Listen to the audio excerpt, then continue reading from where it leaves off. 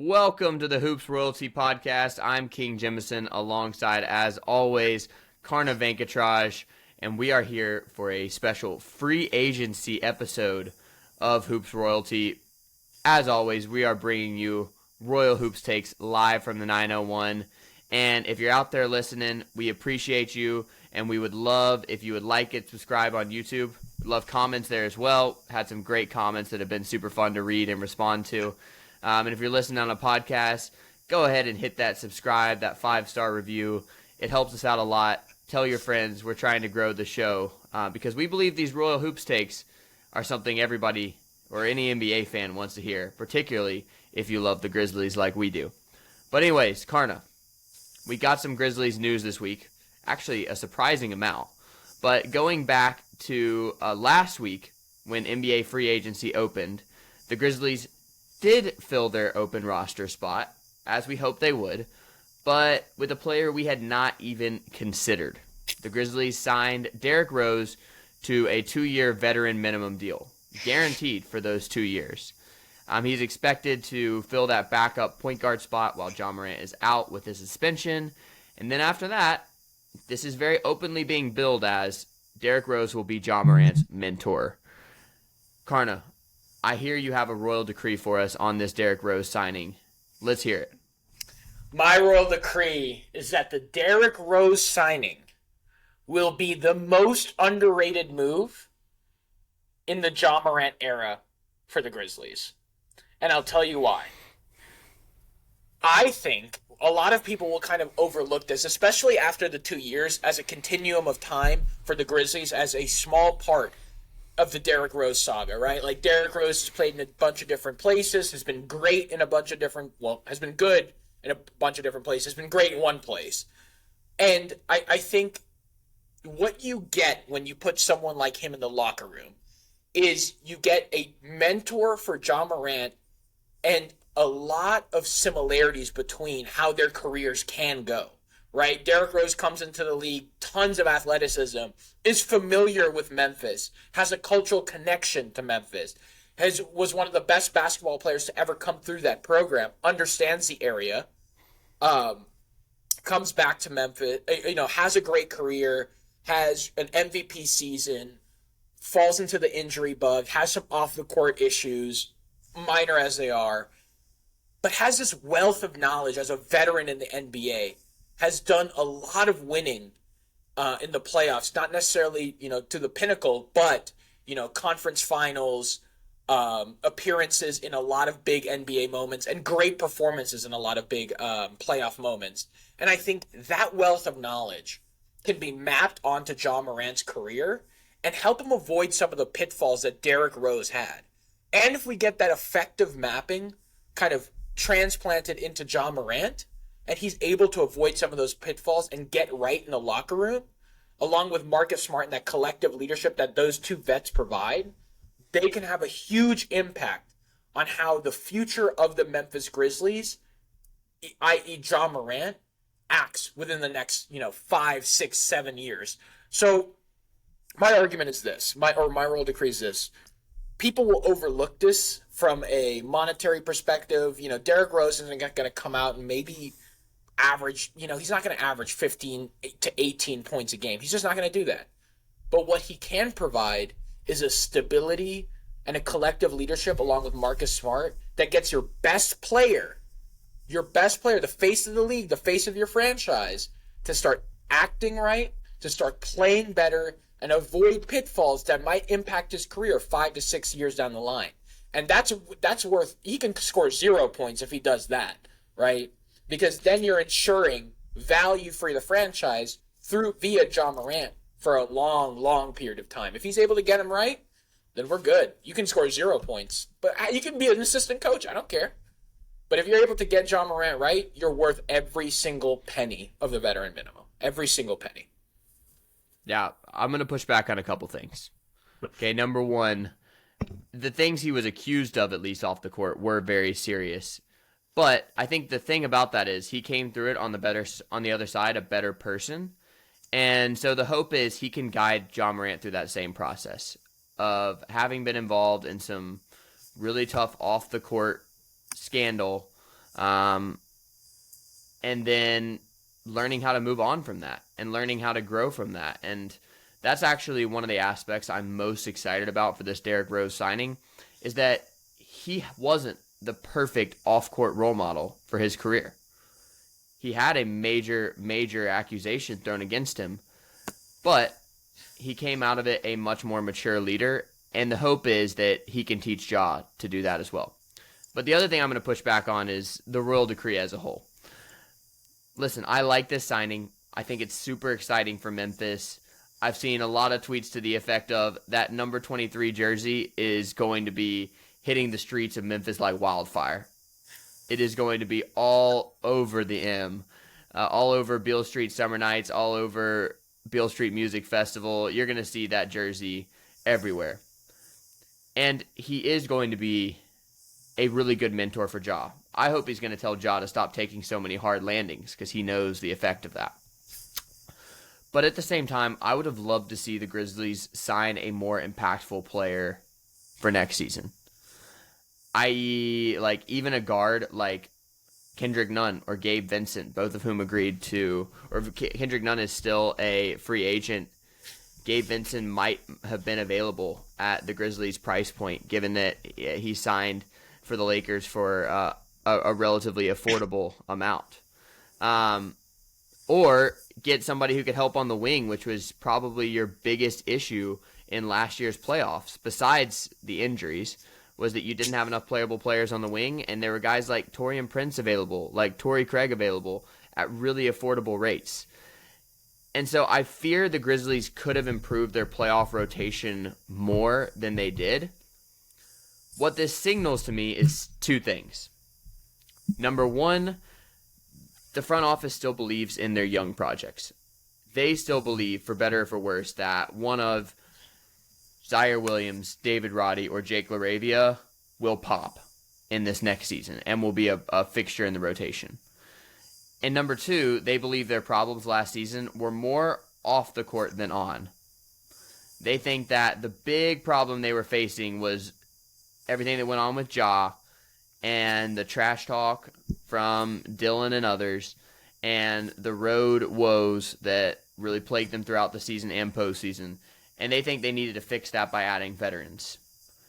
They may well be right, but at the same time, I would have loved to see them add a more impactful player for this upcoming season, because you are now in your title window. And Derrick Rose averaged 5.6 points per game last season and appeared in 3 minutes during the playoffs, not because of injury. So he better be helping you off the court, because he's not going to be helping you much on it. Yeah, I think my argument is less that they shouldn't have picked someone else up. Like, if Derrick Rose was the perfect choice, I'm just saying it's an underrated move, right? Like, my argument isn't that Gabe Vincent couldn't help you win a championship more than Derrick Rose could. It's that, holistically, this could be a more impactful, signing than just, a guy who isn't going to contribute much. That's all my argument was. It wasn't necessarily like, hey, this guy's going to be like, you're going to find some career renaissance and, he's going to be, the savior for the Grizzlies as Ja Morant is out. It's that he provides more value than the veteran minimum. And that was my only argument. I think it's underrated. A fair point. But I would also, when I was saying off the court issues were a little bit more, I guess, not minor than Ja Morant, but I think that was a poor choice of words. I think what I meant was it wasn't as publicized as Ja Morant. Yeah, definitely not. Where you have, I mean, he has very serious allegations, and there's a lot of, thought and a lot of writing, especially from The Guardian, about, these allegations weren't necessarily, beaten. He was only, or in terms of like, he didn't beat the allegations, or he wasn't found completely innocent. He was just found not liable. So there's a lot of kind of minutia to that case that, is worth discussing, maybe for a different podcast. But I think where I was kind of more pointing was Derrick Rose wasn't at the height of his powers when he was going through those allegations, whereas Ja Morant was. And you still are able to provide a roadmap for how to recover from, a fall from grace and, come back as a leader, repair your image and things like that. Now, No, whether that's totally. right or wrong for, the Derrick Rose case, again, is a different discussion. But I think there's an objective point of view that says, hey, I went through similar issues, as far as falling from grace, once being, heralded as the star of the league, the new face of the league, the most exciting player to ever, grace the court. And now I'm, really struggling through this time in the media and in the court system. This is how I got through it. This is how I recommend you get through it. And I think that will be important for Ja Morant to hear. I think right now he doesn't have a lot of people in his life telling him, hey man, like, this is a good roadmap to follow. You need to follow this. He has a lot of people in his life, I feel, maybe I'm wrong, but it seems like that from the outside, trying to take from him rather than give to him. And I think Derrick Rose and Marcus Smart will be leaders that help him give to him, or whether it be roadmap or a heightened sense of discipline or something like that. I think what was interesting recently, that I think it was Isaiah Thomas who said, like, because of Derrick Rose, Ja Morant's about to have his best season, and Ja Morant agreed on Twitter. So that's a good sign, right? Like, that's a sign that, Ja Morant is, excited to have Derrick Rose in the locker room, looking forward to having leaders in the locker room. Hopefully it's more than just Twitter that he's saying that on, and he actually believes it. But yeah, that remains to be seen. You made an incredible point there. I agree that it just seems like the stress that Ja said he was facing, and that seemed to be a reason why he engaged in the behavior he engaged in, is because he has so many people in his life who are reliant on him. Yeah. And that includes the Memphis Grizzlies. They were so deeply reliant on his leadership on and off the court. And what I mean is, he was always the guy taking the last shot. He always had the ball in his hands in the fourth quarter. And this season, that really didn't work out well. I recently saw that he was among the worst in the league in effective field goal percentage in the final 4 seconds of a game, because he was always taking the shot, and the other team knew that as well and had a defense set up to stop his drives and to force him into a difficult shot. So they were reliant on the court, and I think the Grizzlies were also reliant on his energy off the court. Yeah. The team's vibe came from Ja. Even when he wasn't playing, it was still the swagger that he instilled in the franchise that was playing out on the court. Yeah. And that's a heavy burden, in addition to all we know about how he is so supportive of his family. And I love that aspect of him. He clearly adores his family and enjoys being able to take care of them. But things like his mom calling him because she's in a dispute with security at the mall, that is putting way too much pressure on a guy who already has so much. And I really do hope that Derrick Rose and Marcus Smart can give to him, in the sense that they are going to take on that leadership burden and say, Ja, you're the best player. This is your team. But let us set the culture. Let us be the leaders.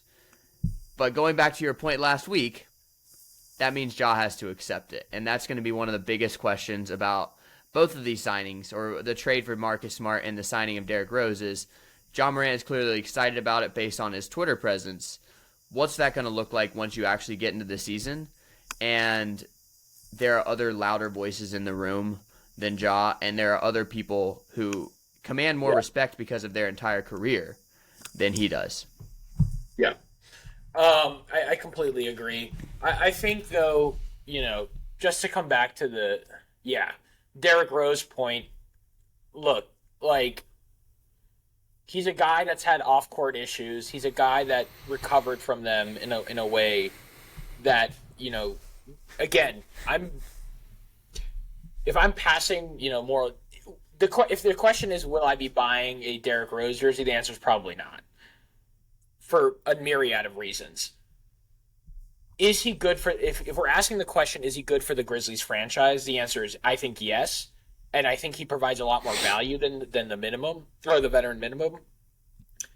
Do I think, he is a role model? Do I think his behavior is good? Am I there for all that? The answer is no, I'm not. I mean, And I don't yeah, know if we have to go that far. I think yeah, the accusations in his past are really bad, and I can see why you might have a hesitation to say buy a Derrick Rose jersey. But as it relates to Derrick Rose as a person now, I think it's yeah, clear that he's moved on and become a better person and a better leader. yeah, yeah, And it does make him uniquely positioned to guide Ja through this process. Like, yeah. It absolutely does. Yeah. people will never look at Derrick Rose the same. People will never look at Ja Morant the same. Yeah, And I think so, that's true. I think both hurt me similar. Derrick Rose hurt me a lot more because I love Derrick Rose, coming out of college. But I think what Derrick Rose has done now to repair his image is important for Ja to learn. And I'm less concerned about Derrick Rose, if I'm being honest, as far as like what type of person he is, what type of player he is. Ja Morant's a young guy. Hopefully, he can learn to do right, repair his leadership. But what I want to see is less like media like repairing and more like actual character building. yeah, Because if he builds actual character, that's what's going to be beneficial for the Grizzlies franchise for the long term. And absolutely. I mean, I don't know Derrick Rose personally. I used to love him as a player. I had his jersey as a kid. That's awesome. I had his Bulls like shirtsy because my parents wouldn't buy me a jersey. But We've all been there. and then to a certain extent, like I still love watching old Derrick Rose highlights. But my concern mostly overall is Ja Morant able to really learn from this experience and really become a better person? And from the outside, it looks like Derrick Rose followed that path, and it looks like he could teach Ja Morant, a couple of things about that, and I hope he does. And I think, you know, I think that it's overall really good for the Grizzlies franchise to have Derrick Rose on the roster. I mean, I think I will need to do some soul searching as to whether or not I purchase a jersey. But yeah, that's not the point. The point is, can Ja Morant as a young man learn from this guy? And if he can, that's I'm all for it. I'm And all for it and learning something from this person. And I think he will. by the way, for those who don't know, Derrick Rose was accused of gang rape back in 2013, and that turned into a civil trial where, as you said, he was not found liable, but the things that came out during that trial were still pretty chilling and definitely did not paint Derrick Rose in an innocent light. I would So really encourage you guys to read up on it for yourself. yeah, Anya Alvarez's article from The Guardian. I think Yeah. it was well written. I think it was a really, really good point. And I don't know. Yeah, I mean, I hope Derrick Rose, it was 2013 at the time of the case. I don't think we need to discuss it any further, but just go No. read that article. That will give you a really good picture of why maybe not liable doesn't mean not guilty, and why Yeah. certain things in that case should change your understanding of Derrick Rose. But our point in this podcast is not to pass judgment on that. Not at all. I think we both have alluded to how we feel about it. I think our point more is, though, what can Ja Morant, as a man who's going through a formative time in his life, learn from someone like Derrick Rose, mistakes and terrible decisions and all, and take that roadmap and be like, I don't want to fall. That's what I was saying, is I don't want to fall into that same path where my career is substantively hampered, not just by injury, but by stupid, horrible things that I've done. I want to, get away from that and really focus on being the best basketball player and best man I can on and off the court. And I think if Derrick Rose can teach him something about that, then I'm completely happy with the trade. I think it's a lot of value that Kleiman put together without really thinking about the X's and O's, which I think is a Yeah. smart move, because we talked about locker room chemistry, and I think he's part of that. Yeah, and a couple more things just quickly on it. Derrick Rose can also be an example to Ja that ultimately he is not defined by the worst mistakes he's made. Yep. Because if you look at how Derrick Rose is received in both Chicago and New York, he is still a hero. He's still a legend. And now he is a family man who I think has really turned his life around in super meaningful ways. So that's what we're saying, is that whatever whatever you think of what he did, and what you think, whether he did it at all. The point is, for the Grizzlies, this can be a model for Ja. And one way we know that Derrick Rose has pulled through this, as far as it relates to locker room chemistry, is what Tom Thibodeau said about him. Tom Thibodeau said he liked having Derrick Rose around because he was basically another coach. And yes, he gave the Knicks minutes last year, and he was a really big part of the team in their 2021 playoff run. I mean, frankly, was kind of their spark plug, including in the playoffs. But in these past couple of years, his role has really been more as a player coach. That's what he's being brought on for. And if your point is that that's worth more than the veteran minimum, I agree. Yeah. My only hesitation is there are other guys out there that are going to help you more on the court. So to me, this really hints that the front office thought our problems were so much more about what Ja did and how our immaturity played out. Yeah. And that was preventing us from actually reaching the level on the court that we could have. And so we need to address the off the court stuff even more so than the on the court. I think it's an interesting gamble, but it seems to have a fair amount of there seems to be a reasonable line of thinking there that maybe bringing in veterans was more important than bringing in impactful players. Yeah, for sure. So speaking of impactful players, you want to get into what we want to talk about next, King? Yeah, let's do it. So, in case you were living under a rock, Desmond Bane got paid. We present to you the 5-year, $207 million contract, the largest in Grizzlies franchise history, that Desmond Bane inked last week. I mean, it is so exciting to me that the Grizzlies have their 3 core players locked up for the next 3 years at least.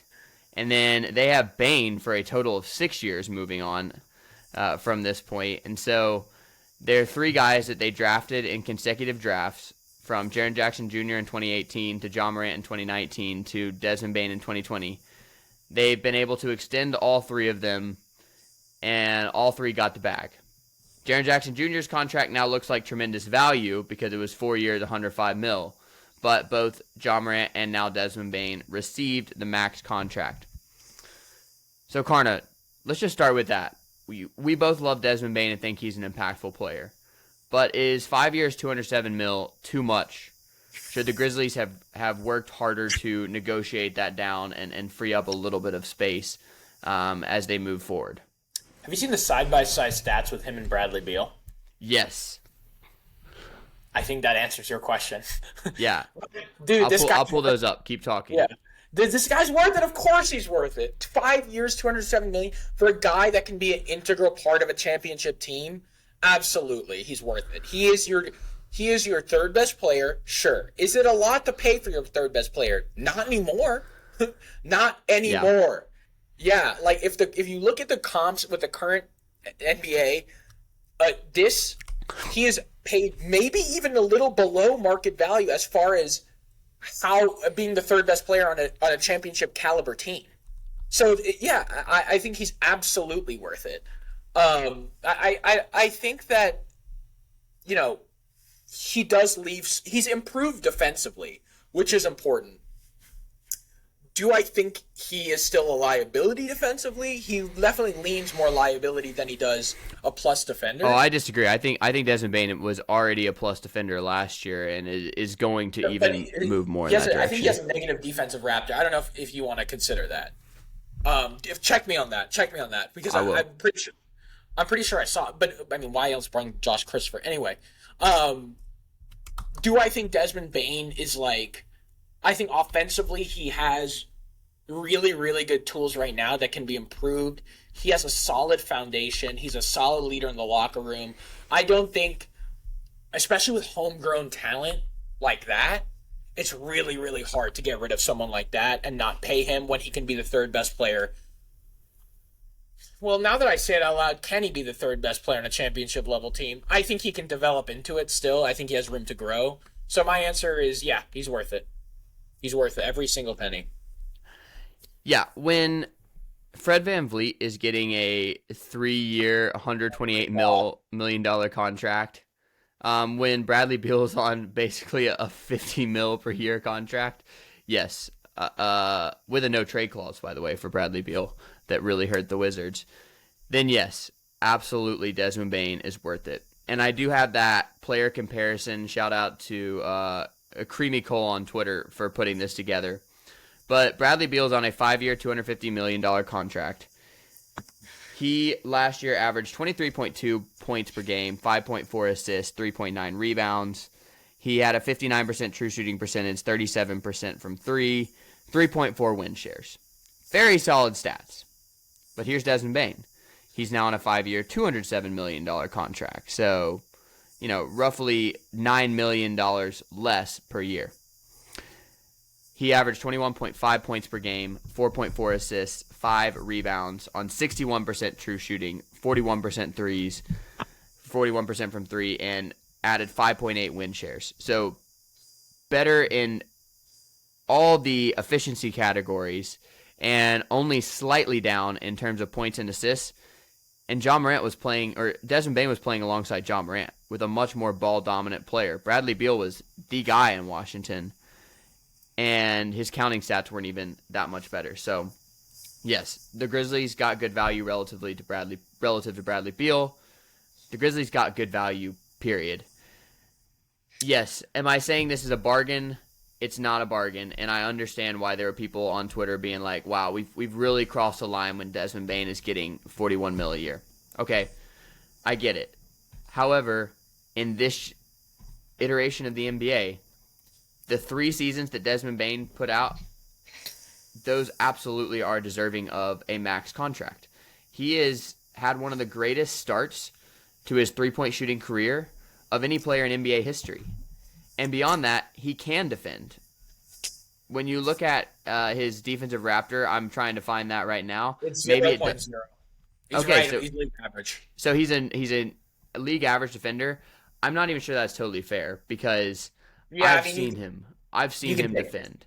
Yeah. And it's about matchup for him because Jesse has a negative wingspan, and so it's harder for him to – he's not going to be able to guard Kevin Durant on the wing. But can he lock up players who rely more on their strength? Yes, because he's probably stronger than them. Can he lock up smaller guards? Yes, because he's plenty quick, and again, his strength allows him to both guard up and down.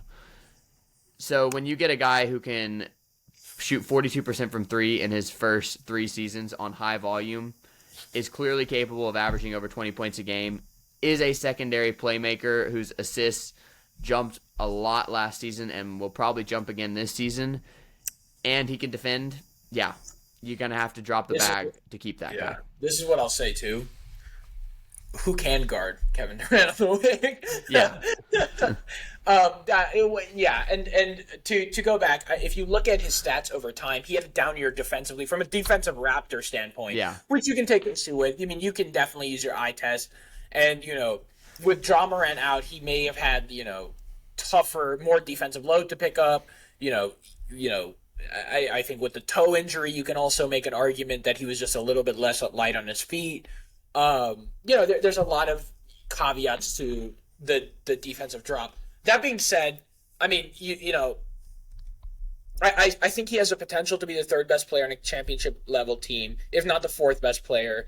And even at that point, you are still getting a lot of value for a guy who can fill it up when you need to. And that was a really big problem that we saw with the Grizzlies this year. We didn't have a guy that can, and he was on the team, and he was partly responsible for that.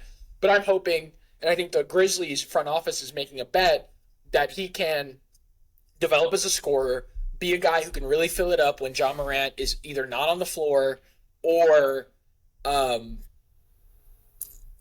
he can complement Ja Morant and still be an effective outside scorer and space the floor properly so Ja Morant can cut in or can get to the basket. Can I ask you a question, though? Let me ask you a question. Yeah. Would you say that this is a sign, and I don't think it is, but I saw some guy on Twitter, some nameless, faceless guy, I won't call him a journalist because he's not, say that because Desmond Bane got the max contract, it's a way to diversify and hedge against Ja Morant being a long-term Grizzly. Do you think that's true? No, because this was going to happen either way. Yeah. If you look at NBA draft and front office experts, they said, yeah, Desmond Bane is going to be a max guy. When you do what he did in the first 3 years of his NBA career, then you have earned a max contract, at least in this landscape. So I don't think it has anything to do with Ja. Frankly, I think the Grizzlies know that they have found 3 players via the draft who fit together extremely well, and they got to do everything they can to keep those guys. So it starts in 2018 when they draft Jaren Jackson Jr., 4th overall. Yes, they missed out on Luka in that draft, but he wasn't available to them at that pick anyway. Instead, they got a guy who's perhaps the best defensive player in the league at this point and has a developing offensive game.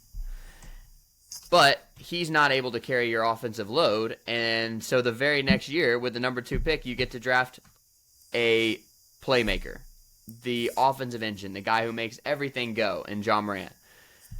Now, Ja Morant is definitely limited defensively, so Jaren Jackson Jr. complements him in that way.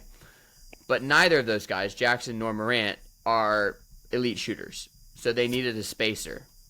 And then it's crazy that the very next year, you drafted one of the best three-point shooters in the league, 30th overall. Just had to give the Celtics a couple second-round picks, and you had Desmond Bane. I mean, that's crazy that 3 years in a row they drafted 3 players who really cover up each other's weaknesses and amplify each other's strengths in such notable ways. And for a small market team, you're really only going to be able to build a championship contender if you draft well and if you keep those guys around. And so that's what they've done. They're keeping their guys happy.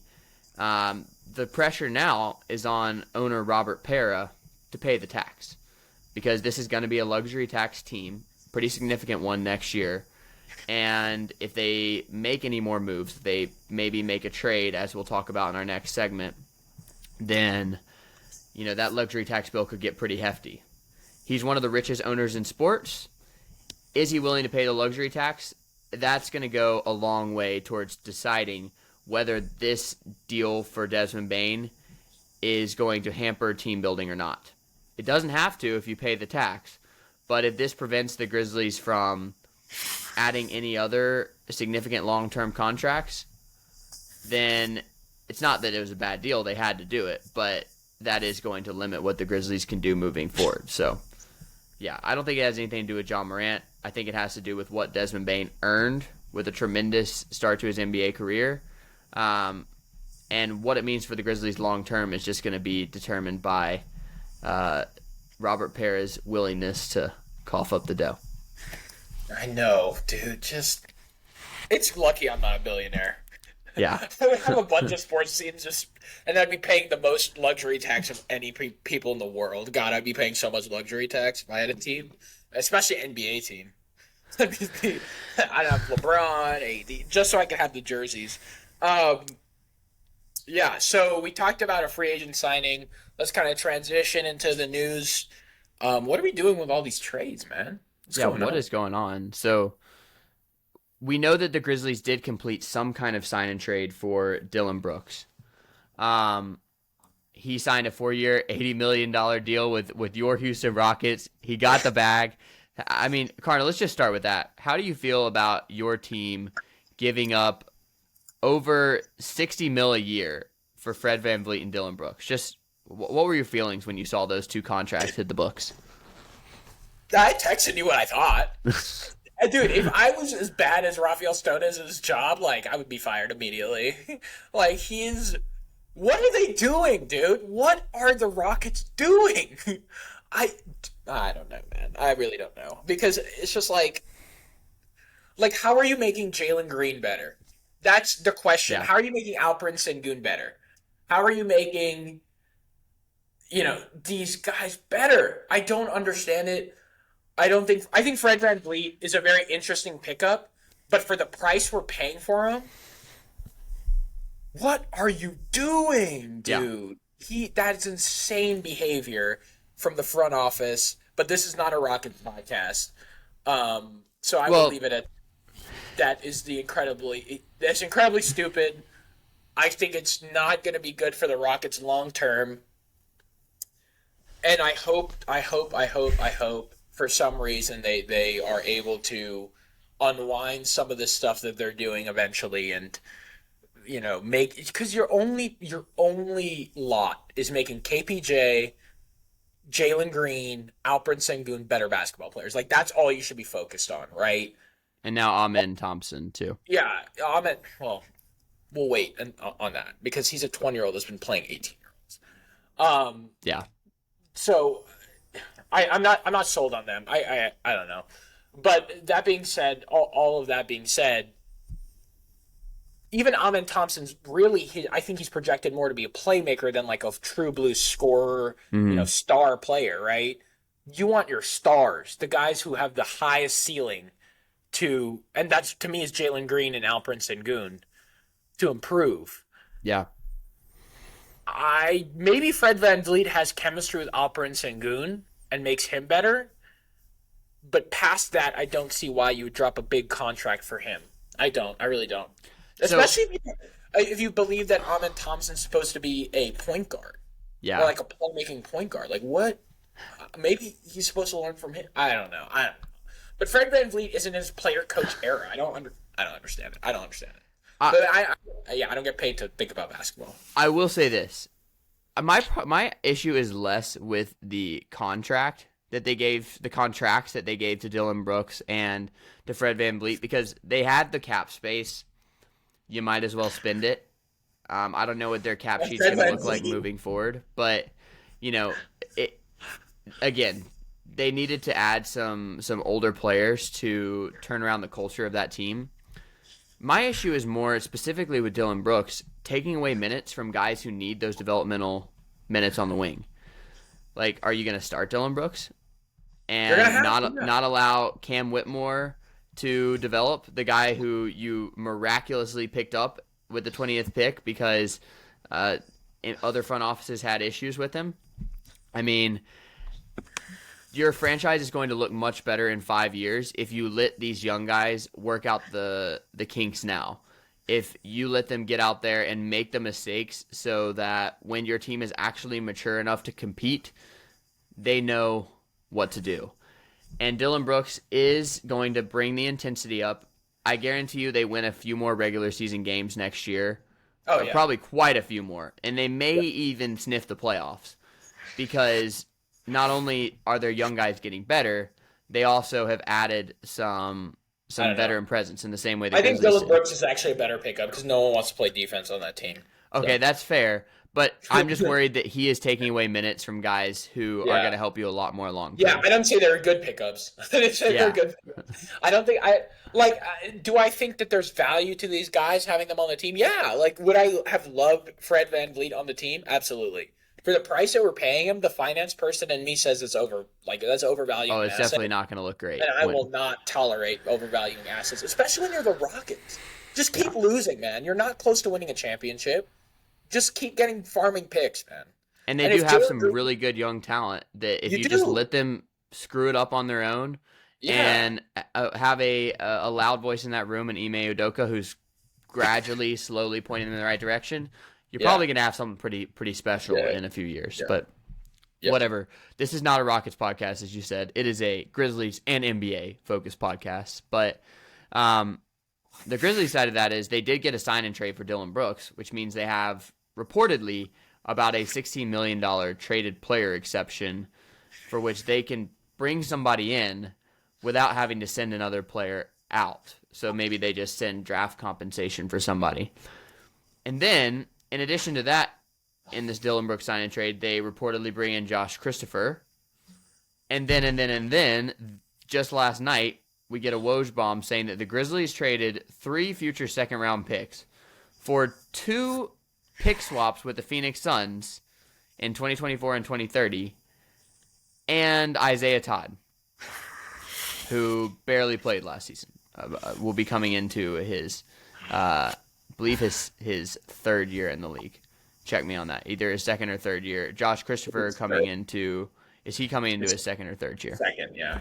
So Josh Christopher, second-year player, Isaiah Todd, second-year player. So they're bringing in more young talent, I guess. But my question to you is, Karna, are they compiling these contracts to go out and make another move? Is that what you see happening here with these minor trades? That's what I hope is happening. My brain hurts from seeing a lot of this stuff because it's like it's very complex, minutia basketball moves that really, really play at the fringes of. I mean, I guess if you consider a draft pick as like limitless possibility, it's not fringe, but like Isaiah Todd again, like we've been talking about, and like we have, I've been using this verbiage since. Does he change? Does Isaiah Todd materially change the outcome of your franchise? Most likely not. Does Josh Christopher add some, effort / potential scoring, just / overall potential? Yes. Do they both materially change the outcome of the franchise? No. So from the player perspective, am I like overly optimistic? No. Do I think that these make your team better? Not materially. Do I think the picks, like how we're playing with picks, could change the increased capital that we have to eventually trade with? Yeah. So I think if you package a lot of these guys together and start accruing assets and then trading them off, yeah, I mean, that's a decent strategy. But also paying the luxury tax is a good strategy too. True. Like getting a flashing free agent. Like we are now operating in the fringes and the kind of Moneyball-esque moves that you make to get yourself from 5 to 6% or whatever. But we need to be thinking about 99 to 100% as far as like winning a championship, right? Yeah. Especially when you have guys like Ja Morant, Jaren Jackson Jr., and Desmond Bane now locked up for a long period of time. So hopefully we can package these things and start thinking about the 99 to 100% and just not the material change of getting 1-2%. We need to start swinging for the fences because these guys are in their prime. They're locked up. We look like we are, poised to make a run in the playoff in the Western Conference. The question is, are you materially getting better to compete with the Suns, the Nuggets, the Lakers potentially? Are you gearing up for that? I don't think this move gets you there unless you package and trade. Yeah. I think that Zach Kleiman is planning something. And I've seen other Grizzlies writers and fans who agree. Because you currently have 17 guaranteed contracts when by the start of the season you can only have 15. So at some point you're either going to have to waive people and take on dead money. And I don't really believe that they would value Josh Christopher or Isaiah Todd over anybody they already have on the roster. Like, yeah, maybe you'd rather have Josh Christopher than John Conchar because of his potential. But you just locked up John Conchar for a multi-year deal. He's making $6 million a year for the next 3 seasons after this one. So you're not going to waive that and take on the dead money for Josh Christopher. So whether Josh Christopher and Isaiah Todd stick on the team, I think that these moves were not about them. It was about accumulating contracts to trade. Who that person is, I'm really not sure. I'm wondering, are the Grizzlies going to again take a look at that Nets wing rotation and say, Dorian Finney-Smith, we got a 6-man role for you here, and you'll be starting while Ja Morant is out and Marcus Smart is playing point guard. Are they looking to add a big because of their depth issues while Brandon Clark is out, and with the fact that Steven Adams is clearly in the twilight of his career? He still probably will help you a lot next season if he gets healthy, but can you count on him beyond that? I don't know. So I don't know. It seems to me like they are cooking up another trade because otherwise I don't know why you're taking on more contracts than you have room for and taking on more projects when you already have this trio of Williams, LaRavia, and Roddy, all of whom have shown flashes. I don't know if you saw, but LaRavia had a really nice Summer League game a couple nights ago. But none of them are close to a sure thing. So why would you bring in Josh Christopher and Isaiah Todd to that mix? I don't know unless you're thinking about another move down the line, whether it's now or at the deadline using that traded player exception. The Grizzlies are in a position to take on more salary than they send out. Again, this goes back to the luxury tax bill. If they are ready to commit another contract, another long-term hefty contract, then this team is really going to be positioned to be in their contending era for the next 3 seasons at least, at which point Jaren Jackson Jr. and Marcus Smart will be free agents. But let's go to one last point. Karna, I know you got to go soon. Where would you put the Grizzlies in the West right now? Because Ramona Shelburne of ESPN just said she thought that the Grizzlies were the top threat to the Nuggets in the West because of their moves. She really liked the additions of Marcus Smart for on-the-court reasons and Derrick Rose for off-the-court reasons. But what do you think? Do you think the Grizzlies are the top threat to the Nuggets, or where do they stand in the West? I mean, when it's all said and done, I think you can say that they are one of the top threats to the Nuggets in the West. It really depends on Ja Morant, if we're being honest, right? Like, it depends on how he comes back. Is he able to stay on the floor? Is he able to really lead the team in a good way? Is it like, if Marcus Smart is running point for the whole season, they are not a threat to the Nuggets. They are just not. But if we get, prime Ja Morant back, if we believe what Isaiah Thomas is saying is true, and he's able to improve under the tutelage of both Marcus Smart and Derrick Rose,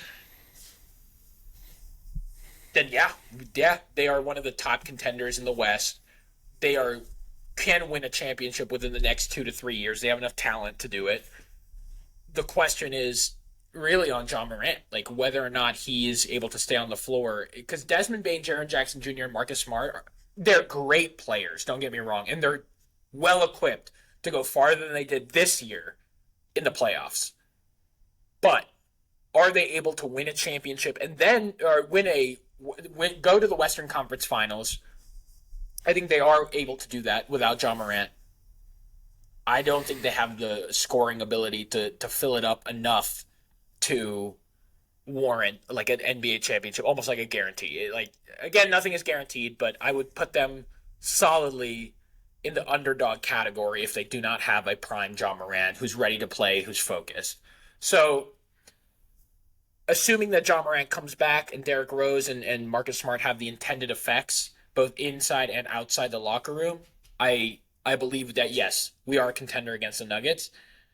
If Ja Morant comes back and falls into his own same ways, and there's discord in the locker room, and they are not able to develop chemistry inside the locker room and then outside the locker room, then no, obviously not. They're going to have huge issues winning games because they're going to start cannibalizing each other from an X's and O perspective, and then it's going to translate to discord in the locker room or vice versa. So overall, we need Ja Morant to accept leadership and come back better. And if he does that, then yeah, I would say we go to the Western Conference Finals / win the Western Conference Finals. All right, Karna calling his shot. He says, if Ja Morant comes back... See, I knew you would do that. I knew you would immediately latch onto that. If Ja Morant comes back and is the player that a lot of people, including Isaiah Thomas, believe he will be, with Marcus Smart and Derrick Rose as leaders for him, then the Grizzlies will be in the Western Conference Finals and are indeed the top threat to the Nuggets. I believe that is an absolute possibility. People are going to sleep on the Grizzlies this offseason because of how they were so dominantly beaten in the first round of the playoffs last season and how all the headlines have been about Ja Morant and his suspension. But I do think there's another team that's a greater threat to the Nuggets, assuming they stay healthy, and that's the Lakers. The Lakers made some really nice moves this offseason, man. I did not think they would be able to keep D'Angelo Russell, Austin Reeves, and Rui Hachimura. They kept them all. You would expect that, without any kind of season-ending injury for LeBron James or Anthony Davis last season, that, you have to assume that they're going to at least start the season healthy. And then adding Gabe Vincent, adding Taurean Prince, adding Jackson Hayes, they've just really built out some incredible depth. And you said in an earlier episode that you were just waiting to see who the Lakers would drop the bag on in free agency. Turns out they were actually smarter than that. They didn't drop the bag on one guy. They dropped the bag on a bunch of guys for very fair, team-friendly contracts that turned them into, I think, the second-best team in the West and a real threat to the Nuggets. Wait, whoa. A real threat to the second-best team. I would take them over the Suns. LeBron and AD, glass cannon AD. Well, that's the thing. It just like the Grizzlies' hopes all depend on Ja Morant coming back and being the player we expect him to be. And it depends on, Marcus Smart and Derrick Rose being healthy. Yeah. They're older. Yes, obviously, the Lakers' hopes rest entirely on AD and LeBron being healthy. And the odds of that are, 50-50 by the playoffs? But if those guys are healthy, with what the Lakers did elsewise on the roster, I see them as the top threat.